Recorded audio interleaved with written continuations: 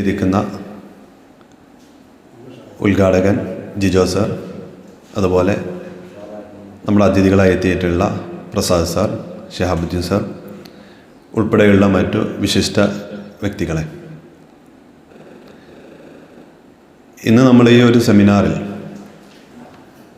ഏറെ പ്രസക്തമായിട്ടുള്ള ഒരു വിഷയമാണ് ചർച്ച ചെയ്തുകൊണ്ടിരിക്കുന്നത്.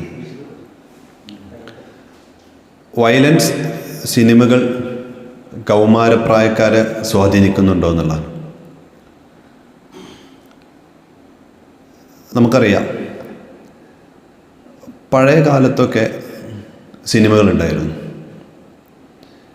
എങ്കിലും സിനിമകൾ ഇന്നുണ്ട്, പക്ഷേ വ്യത്യാസം രണ്ടിലും ഏറെയാണ്.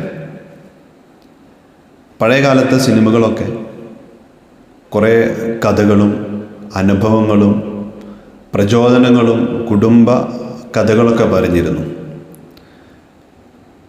ഇപ്പോൾ ഒരുപാട് പഴക്കമുള്ളൊരു സിനിമയാണ് സ്ത്രീധനം എന്നുള്ളൊരു സിനിമയുണ്ട്. ഉർവശിയൊക്കെ നടിയായിട്ടുള്ള ഒരു സിനിമയുണ്ട്. യഥാർത്ഥത്തിൽ നമ്മുടെ കുടുംബത്തിലൊക്കെ വീടുകളിലൊക്കെ നടക്കുന്ന സ്ത്രീധനത്തിൻ്റെ പേരിൽ നടക്കുന്ന ഒരുപാട് പീഡനങ്ങളും മറ്റുള്ള പ്രയാസങ്ങളൊക്കെ വിവരിച്ചുകൊണ്ടിരിക്കുന്ന ഒരു സിനിമ. അതുപോലെ ധിക്കാർ എന്നുള്ള ഒരു സിനിമ ഉണ്ടായിരുന്നു. അതിലൊക്കെ ചില അനുഭവങ്ങളൊക്കെ, ധിക്കാറല്ല അതൊക്കെ ഉണ്ടായിരുന്നു.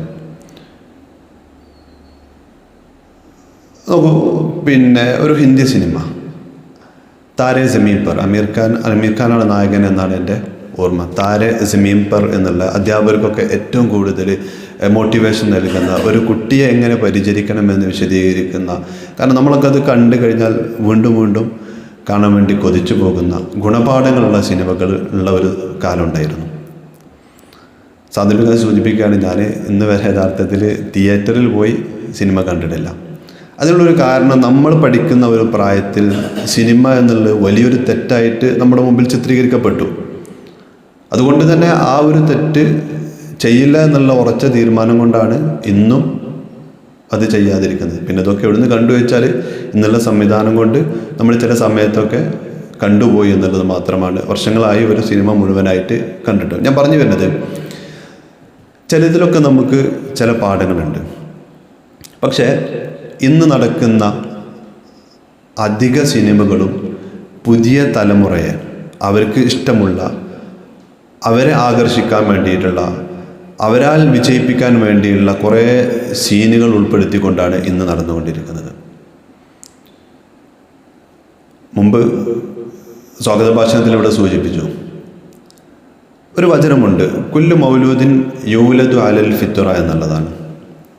എല്ലാ കുട്ടികളും ജനിക്കുന്നത് നിഷ്കളങ്കരായിട്ടാണ്. മനുഷ്യരും ജനിക്കുന്നത് ഒരു ബ്ലാങ്ക് പ്രതലത്തോട് കൂടിയിട്ടാണ്. നമ്മളാണ്, സമൂഹമാണ്, അല്ലെങ്കിൽ പേരൻസാണ് അതിനെ മലിനമാക്കുന്നതും നന്നാക്കുന്നതും. അതിലേറ്റവും വലിയ സ്വാധീനം ഇന്ന് കൗമാരക്കാരെ സ്വാധീനിച്ചു കൊണ്ടിരിക്കുന്നത് സിനിമാ ലോകം തന്നെയാണ്.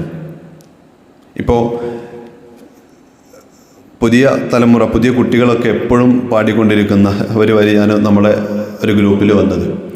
പേന കത്തിക്കൊണ്ട് വിദ്യാരംഭം കുത്തി ഹരിശ്രീ, തോക്കിൻ കാഞ്ചി വലിയ ശീലം പണ്ടേ മാറാത്ത വ്യാധി, നെഞ്ചിൽ പൊട്ടി വെച്ചോരംഗ കലി തീരാത്ത വാശി. അങ്ങനെ അതിൻ്റെ അവസാനം പറയുന്നത് കട്ടച്ചോര കൊണ്ട് ജ്യൂസ് അടിച്ച് സോഡ സർബത്ത് എന്നൊക്കെ പറഞ്ഞിട്ടാണ്. അപ്പോൾ ഇത് കുട്ടികൾക്ക് പാടാനുള്ള താല്പര്യമാണ്. ഇത് ടൂർ പോകുന്ന പഠനയാത്ര എന്ന് പറഞ്ഞിട്ടാണ് ഇന്ന് നമ്മൾ വിദ്യാലയങ്ങളൊക്കെ കുട്ടികളെ കൊണ്ടുപോകുക. പക്ഷേ ആ പഠനയാത്ര യഥാർത്ഥത്തിൽ പഠനങ്ങളല്ല നടക്കുന്നത്. കുട്ടികൾക്ക് കുറേ ആഘോഷങ്ങൾ, ആഹ്ലാദങ്ങൾ, ഇത്തരത്തിലുള്ള പാട്ടുകൾ അമിതമായ ശബ്ദത്തിലിട്ടുകൊണ്ട് അവർ അതിനെ ആഘോഷിക്കുക, ഇതൊക്കെയാണ് അവർക്ക് ഇന്ന് താല്പര്യം. ഇതിൻ്റെയൊക്കെ സ്വാധീനം കുട്ടികളെ എവിടുന്ന് വന്നു എന്ന് നമ്മൾ ചിന്തിക്കുമ്പോൾ സിനിമാ ലോകം ഇതിൽ വലിയ ഒരു പങ്ക് വഹിക്കുന്നുണ്ട്. ഇന്ന് ഏറ്റവും അടുത്ത വാർത്ത നമുക്കൊക്കെ മുമ്പിലൊക്കെ നമ്മൾ കേട്ടുകൊണ്ടിരിക്കുന്ന വളരെ വേദനിപ്പിക്കുന്ന വാർത്തകളൊക്കെ, അതിനൊക്കെ കാരണം ഇതാണ്. നേരത്തെ നമ്മൾ ഇവിടെ ചർച്ച ചെയ്തൊരു വിഷയമായിരുന്നു, കുട്ടികൾക്ക് പരസ്പരമുള്ള ഒരു അക്രമ സ്വഭാവം ഉണ്ടായിരിക്കാനുള്ള കാരണവും ഇത് തന്നെയാണ്. നമുക്ക് ഒരു പക്ഷേ ഒറ്റയ്ക്ക് ട്രെയിനിൽ യാത്ര ചെയ്യാൻ മുതിർന്നവർ പോലും ഭയക്കുന്ന ഒരു കാലത്താണ് ഒരു ഭയവുമില്ലാതെ ഇന്ന് 2 പെൺകുട്ടികൾ, ഹയർ സെക്കൻഡറിയിൽ പഠിക്കുന്ന 2 പെൺകുട്ടികൾ യാത്ര പോയ ഒരു കഥ അല്ലെങ്കിൽ ഒരു വാർത്ത നമ്മൾ കേൾക്കുന്നത്. കുട്ടികളോട് നമുക്കൊന്നും പറയാൻ പറ്റില്ല. ഇന്ന് രാവിലെ എനിക്കുണ്ടായിട്ടുള്ള ഒരു അനുഭവം, ഞാൻ എൻ്റെ മോനെ 5ാം ക്ലാസ് പഠിക്കുന്ന മോനക്ക് പിന്നെ പാഠപുസ്തകവുമായി ബന്ധപ്പെട്ട ചില കാര്യങ്ങൾ പറഞ്ഞു കൊടുക്കുമ്പോൾ എന്തോ ഒരു വിഷയം, അഥവാ അവൻ ചെയ്ത തെറ്റിന് ഒരു തവണ ഞാൻ അവനെ ശിക്ഷിച്ചു. അതേ തെറ്റ് അവൻ്റെ താഴെയുള്ള കുട്ടി ചെയ്തപ്പോൾ ഞാൻ ഇന്നലെ അവനെ തല്ലാത്തതിൻ്റെ പേരിൽ എന്നോട് ചോദിച്ചു, എന്താ ഉപ്പ അന്ന് അവന് ഇന്ന തച്ചില്ല, ഇവനെ എന്തുകൊണ്ട് തച്ചില്ല എന്ന് ചോദിച്ചപ്പോൾ ഞാൻ പറഞ്ഞു, അതൊക്കെ ഞാനല്ലേ തീരുമാനിക്കുക, അത് എൻ്റെ ഇഷ്ടമല്ലേ എന്നൊക്കെ ഞാൻ പറഞ്ഞു. അവർ ഇഷ്ടം എന്നുള്ള വാക്ക് പറഞ്ഞപ്പോൾ ഉടനെ എന്നോട് പറഞ്ഞത്, ഞാൻ പഠിക്കണോ പഠിക്കണ്ട എന്നുള്ളത് അതും എൻ്റെ ഇഷ്ടമാണ് എന്നുള്ളത് തിരിച്ചെന്നോട് പറയാണ്. അപ്പോൾ ഇത്തരത്തിലുള്ള കമൻസ് വളരെ UP സ്കൂൾ 5ാം ക്ലാസ് പഠിക്കുന്ന കുട്ടികൾ എവിടുന്ന് കിട്ടിയെന്നുള്ളതാണ്. അധ്യാപകരെ ബഹുമാനിക്കുന്നില്ല, മാതാപിതാക്കളുടെ വാക്കുകൾക്ക് വിലയില്ല, മുതിർന്നവരുടെ ഉപദേശങ്ങൾ വേണ്ടാത്തൊരു കാലമാണ് കുട്ടികൾക്ക്.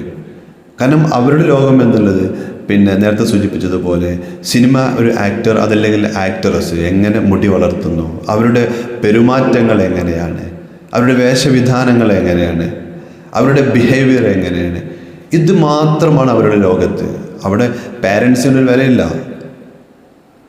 മറ്റുള്ളവരുടെ സമൂഹം ആളുകൾ കാണും, അതല്ലെങ്കിൽ ചെയ്യുന്ന തെറ്റുകൾ ഉപദേശിച്ചാൽ അത് ഒരു മറ്റ് രീതിയിലേക്ക് വർണ്ണിക്കുന്ന, തിരിച്ചു ചോദിക്കുന്ന ഒരു തൻ്റെ ഇടം, അതല്ലെങ്കിൽ ഒരു ദുഷിച്ച സ്വഭാവം പോലും ഇന്ന് വിദ്യാർത്ഥികൾക്ക് വന്നു. പല കാരണങ്ങളുണ്ട്. അതിലേറ്റവും പ്രധാന കാരണം ഇന്ന് ഈ പ്രേമം പോലത്തെ കാര്യങ്ങളൊക്കെ, കപ്പിൾസ്, ഇന്ന് ലവർ അല്ല ഇന്ന് സ്കൂളുകളിൽ, അതല്ലെങ്കിൽ വിദ്യാർത്ഥികൾക്ക് ലവർ എന്നുള്ളതല്ല, പകരം ബെസ്റ്റിയാണ്. ആവശ്യത്തിനനുസരിച്ച് ഉപയോഗപ്പെടുത്തുക, ഒരു വളരെ ഷോർട്ട് ടൈം മാത്രം ഉപയോഗപ്പെടുത്തിക്കൊണ്ട് അവരുടെ സൗഹാർദ്ദങ്ങൾ പങ്കുവെക്കാൻ, ഒരുമിച്ച് ഇരിക്കാൻ, ഒരുമിച്ച് യാത്ര ചെയ്യാൻ, ഭക്ഷണം കഴിക്കാൻ.